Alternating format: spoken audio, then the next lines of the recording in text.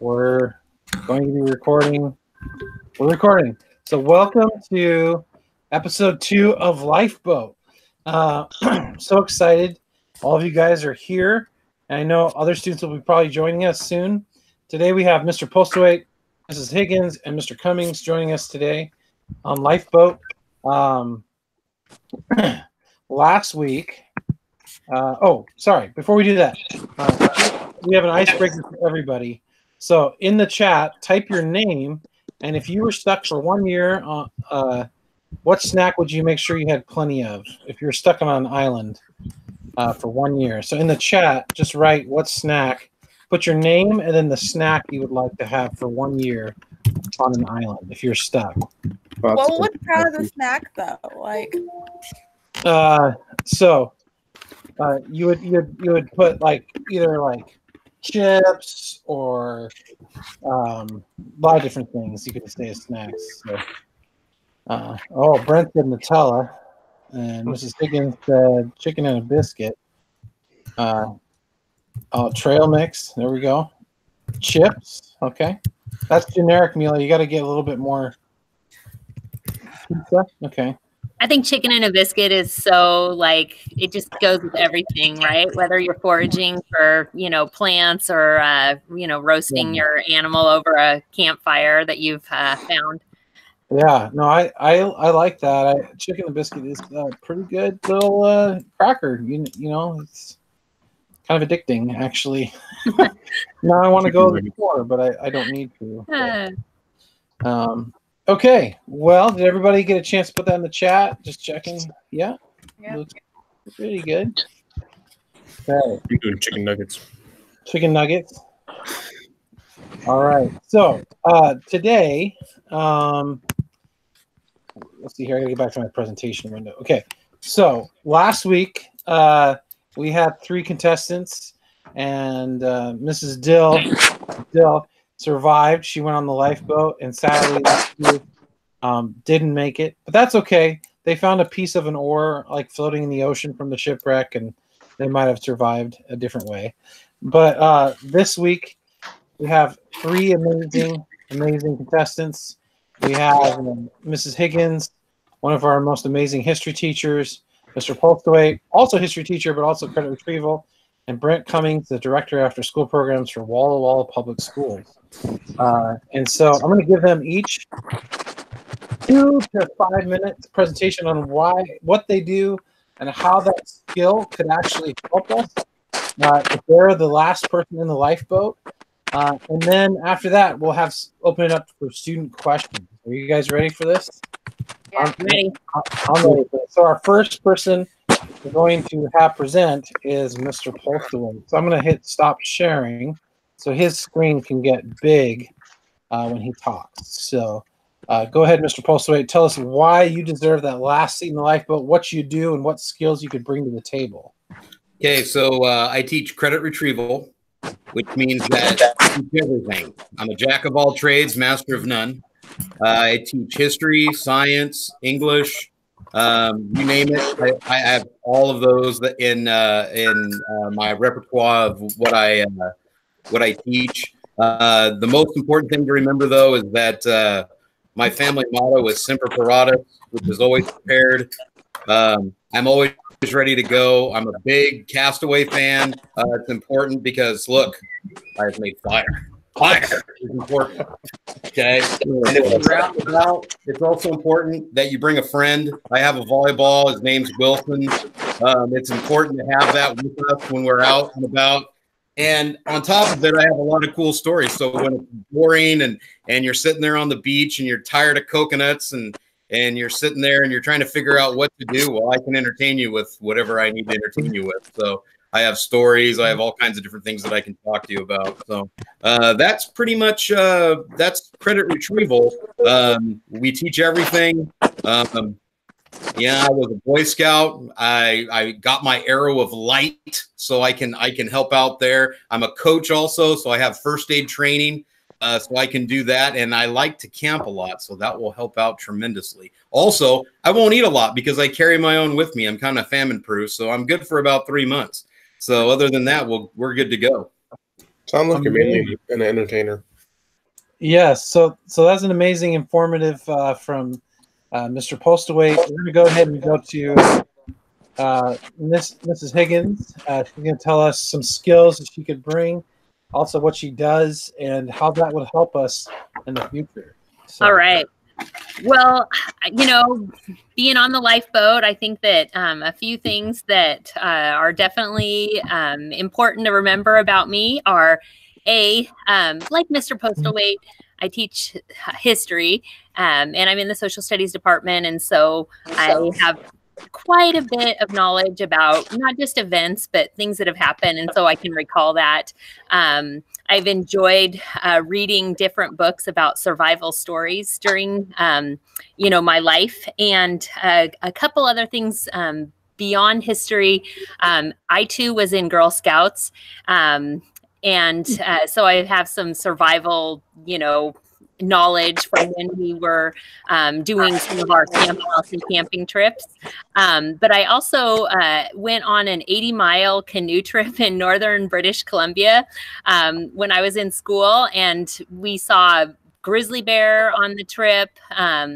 We had to cook all of our own meals. It was July, and we were canoeing, and it's snowing, and there's whitecaps. And so it was really, it was a good personal challenge. And, so just the knowledge and kind of the hardiness from that trip, I think, helped, and, would help on a lifeboat as well. So anyways, again, those are just a couple things about me that I think would, help on a lifeboat. Very good. Thank you for that information. Try not to be partial and ask questions yet. We also have Mr. Cummings, the after-school director for Walla Public Schools. Hey. Brent, tell us a little bit about yourself, what you bring to the table, what you do, and how you could have that seat on the lifeboat. Yeah, so I'm the director of after-school programs for the school district, and essentially my job is I get paid to play, so I bring the fun. And if you want to add a K at the end, I could also bring the funk, which means extreme dancing skills and other things. And then ultimately, if I'm on the lifeboat, obviously we're all going to get a little funky, a little ripe under the armpits or something. But that's what I do for a living, so it'll be natural for me. And the reality is I don't do anything serious, and so I don't bring any skills. But what I do bring is the knowledge of the movie Titanic. And I don't know if you know this or not, but I have great grip strength, so I will never let go. Claire, I would hold on to you with dear life. I would never let go at the end.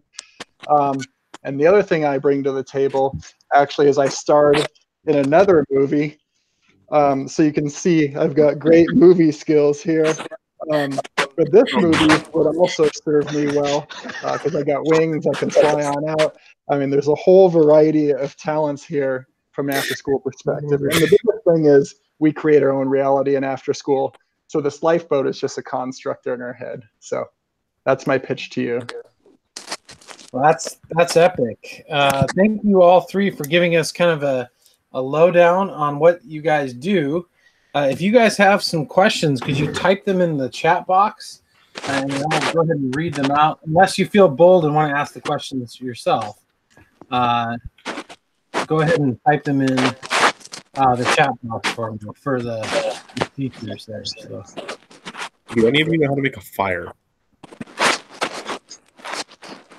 Does anyone know how to make a fire out of the three of you guys? Yes. Pretty sure that would be important.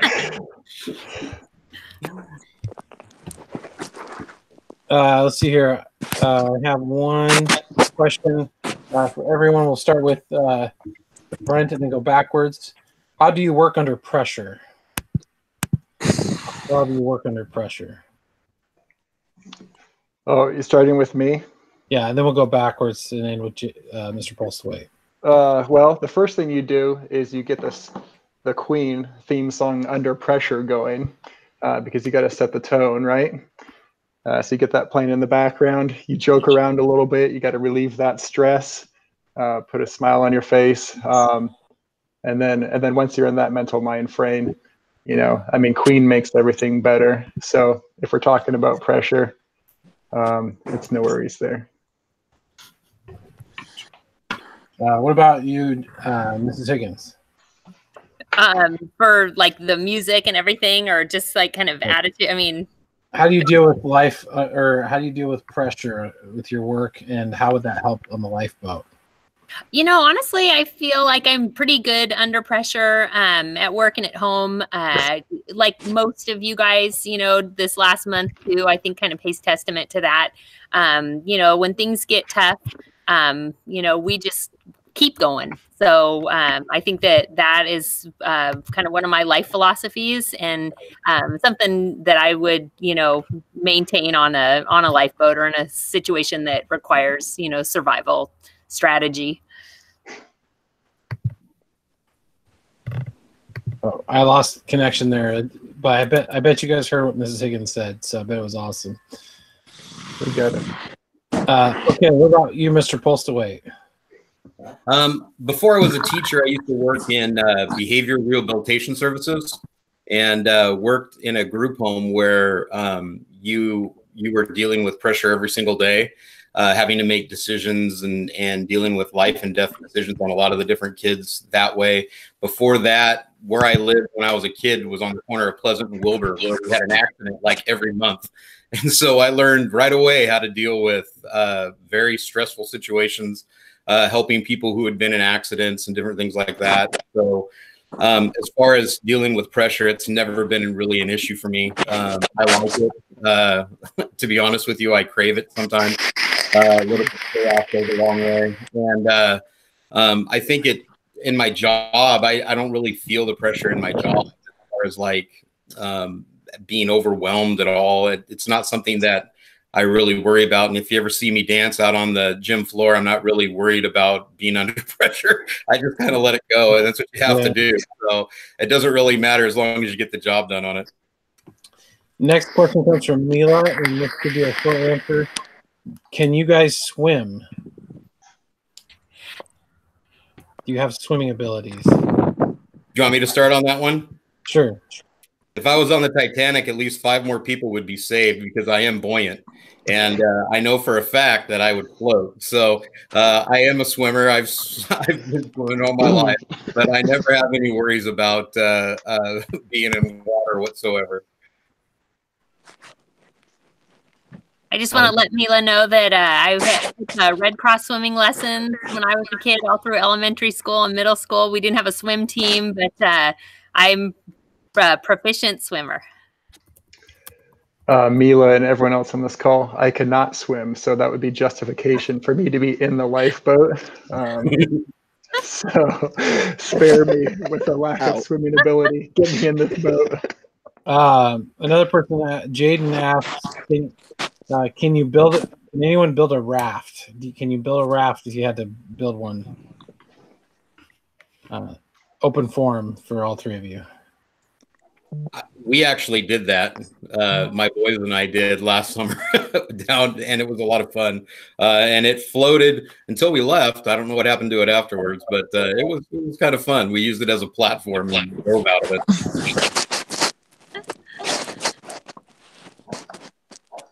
I guess it depends on what we have available for a raft, right? Good point. Brent, do you have any thoughts about building rafts? I've been running 3D printers for the last 2 weeks straight, so I'm pretty sure I could 3D print something that would resemble a raft. Whether it would actually fit us or not, who knows? So, speaking about 3D printers, this is kind of off topic, but is that printing masks for people in hospitals and stuff? Yeah, we're printing a lot of PPE right now in our after-school programs. So, very cool. Who would have thought we could 3D print stuff in school districts to help people for their time? That's amazing. That's very important too. Yeah. On a side note, okay. In case you can make, in that case, can you make a generator to produce power if needed? Wyatt asks. Brent, can you produce a generator to produce power? Well, this is maybe one of the few skills I have from my childhood, but yes, with my dad, we made a crank-based generator involving strong magnets as a kid, so I feel I have the skill set to do that. Oh. Anyone else create power? Wyatt's curious about? Not on the lifeboat. Okay. Sorry about that, Wyatt. I have, unless anyone types in, I have 2 more questions for everybody. So if you put in a question in the chat, I'll try to handle it as much as I can. My second to last question is, if you were going to be our head cook on the island, if we made it to an island, what kind of food could you cook for the people on the boat that are now on the island? If we were on a lifeboat, what kind of cooking could you do? Brent, you start with that. Yeah. Oh, well, everyone, I hope you like sushi, because it'd be a whole lot of sashimi going on. We've eaten a lot of raw food, so, which is actually, I mean, it's in the trend right now. So we would be very stylish, very healthy. A lot of fresh caught, filleted sashimi. All right. What about? It depends what's on the island. Fish for sure. Coconut. You could always have fun with coconuts. There's a lot of things you can do with coconuts. You can even use them as sunscreen if you need to. There's some plants that you can do. But yeah, it'd be challenging to see what was on the island to be able to eat what's there. Definitely not sand though. We'll try something else. It won't be that good. So yeah. Yeah, I feel comfortable. I mean, I'm a mom of 2 boys, so I'm definitely used to cooking in sometimes massive quantities, right? I think there'd be on a desert island, there'd probably be like wild boar or pig or something like that, maybe even goat. So it'd probably be, barbecuing a lot over a spit. On the beach, not bad, not a great, not a bad idea for a field trip too. Very true. Especially right now. Yeah. Oh my gosh, I know. Wouldn't it be nice just to travel anywhere? Wish everybody as well. Very, very true. Last question. This is one we did last week too. How long can you tread water? That's the last question of the day. So. Well, I think we established this. Oh, go ahead. Yeah. No, you're fine. I was going to say, I'm going to go back to those Red Cross swim days where they taught you to tread water, and then you had to do the off when you're, when you get tired. So we'll see. I think I could do it, at least 3 or 4 minutes. I'll say that if Rock and I had a treading water contest, I would lose. Okay. Again, I'm ultra buoyant, so I mean it's going to take a shark to take me down. I'm probably still going to be underwater when I'm dead and gone, so it'll be fun. I'm up a bobber on the water now. Awesome. Wyatt threw in one more question. It would say, how would you guys? Oh, there's 2 more questions. Okay, how would you guys signal a boat How would you signal a boat going by the island?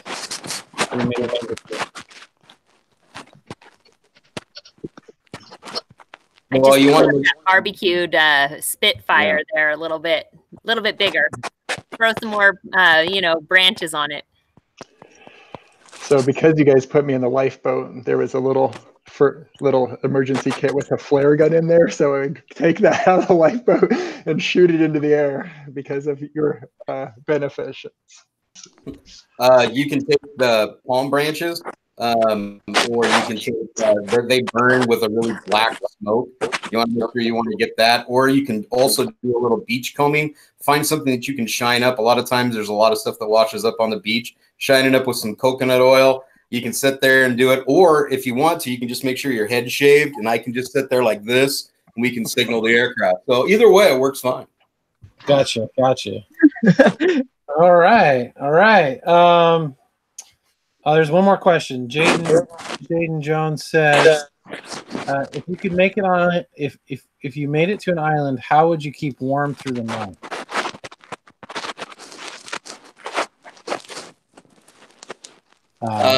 One thing you can do with the fire is put it in a pit, and then you can also make it, if it's a cold place, usually it's not so cold at night. If it does get cold, you could do that, but you need to make sure you have your shelter. But you can have your fire under the ground, and then as the fire goes out, you cover it, and you could sleep actually on top of it or over on the side, and that ambient heat will get to you, and it'll come to you. Or you can actually build a tunnel underneath it where you can get some of that heat to go that way. The biggest thing, though, is not to make your shelter too big, because if you do, then all your body heat and everything else leaks. So it doesn't matter too much. I love Les Stroud. Les Stroud is one of my favorite people, and I've been absolutely Netflixing him. It's great. You just got to sit and watch like Survivor Man, man. I'm telling you, it's great. Good show. Good show. Okay, what about you, Brent? How would you keep warm through the night? Well, I would be miraculously on the same island as Jason and sneakily scooch over into his shelter and or buried fire zone. That seemed like a pretty good answer to me. So very good. Mr. Higgins? Yeah, I was gonna say I could definitely create a lean-to for the first night at least. Maybe even depending on how late it was, you might have to just flip the life raft over and make that your quick temporary shelter. Also, put it up against a tree. That's a good idea. Shoot. All right, everybody. Now is the time to vote for who gets the life seat, the last seat on the lifeboat. So we're going to do this really simple. Mr. Postlewait is number 1. Mrs. Higgins is number 2. Mr. Cummings is number 3. Type in the chat window which one you guys would like to vote to see who would stay on the boat. We'll tally them up in just a second here. So the votes are coming in. Votes are coming in right now. Can we vote for ourselves? Jack, we're not allowed to vote. It's just students. Just students. So. All right. I think we got a couple more votes. People haven't voted yet. We're waiting for, looks like Braden just joined us, which is great. See you, Braden. I know you're coming in late. Can you give us a vote? I didn't hear enough to give an accurate vote. Do one. Do one. Okay. Do three. Don't listen to Wyatt. No, Jones, shush. You shush, Hudson. You shush. All right. So, I think everyone has voted today, and so I would like to congratulate, believe it or not, Mr. Cummings. All right. Has survived. The person who could not swim. it was the pity vote. Though I'm impressed by Mrs. Higgins. You said it was how far of a canoe trip? 80 miles? 80 miles, yeah. Bowron Lakes up in northern British Columbia. It was pretty amazing. That is amazing. Cool. Yeah, it was definitely a great trip of a lifetime. Yeah, and then Jason, Mr. Postlewait is a avid Survivor man, and so he probably knows just as much knowledge as Netflix can offer. So That's about right. So I'm impressed with the votes today. I love where we went with that. So next week we have these fine teachers on Lifeboat. So you guys should invite more friends to watch this amazing video. We're recording it.